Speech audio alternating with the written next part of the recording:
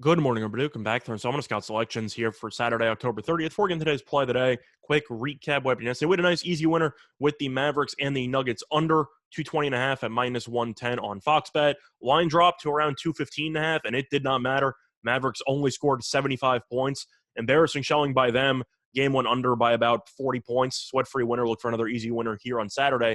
And for the play of the day, sticking with the NBA, going to be looking at a matchup between the Pacers and the Raptors, taking place at around 7:30 p.m. Eastern Time. And for the play of the day, we like the Pacers team total under 108.5 at minus 105 on Fox Bet. Time recording of 10 a.m. Eastern Time. Couple reasons why I like the under in the spot. First of all, Toronto's defense has been very underrated up to this point. Toronto's played in 6 games, and it has held its opponents to less than 109 points in 5 of those games. The only exception, gave up 109 yesterday to Orlando. However, was a little bit fluky. You had a 4-point play in the final minute, also a meaningless three-point, or not really a meaningless three-pointer, but a three-pointer as well. So Orlando scored 7 points in the final 55 seconds or so to finish at 109. But Toronto's defense, in terms of efficiency, has been very good. The Raptors rank 5th in the league in defensive efficiency. So I do think the Raptors should look pretty sharp defensively once again. Meanwhile, Indiana, after a couple of high-scoring games to start the season, have really fallen apart offensively. The Pacers ranked 20th in offensive efficiency, and the Pacers have scored less than 101 points in regulation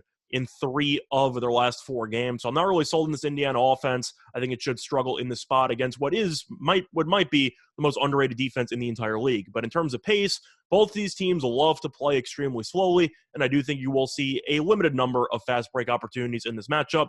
Indiana ranks 20th in pace, while Toronto ranks 28th.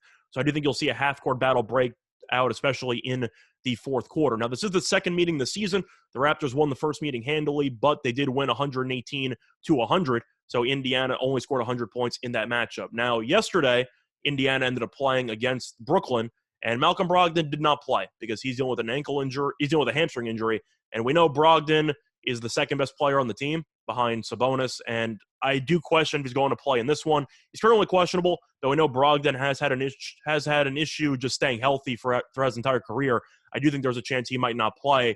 And if you watched Indiana's offense yesterday against the Nets with Brogdon out, this offense was totally lost and only scored 98 points against a pretty mediocre Brooklyn defense. But anyway, it's a back-to-back for both teams. Toronto played against Orlando. Indiana played against Brooklyn. So I do think you'll see some fatigue set in.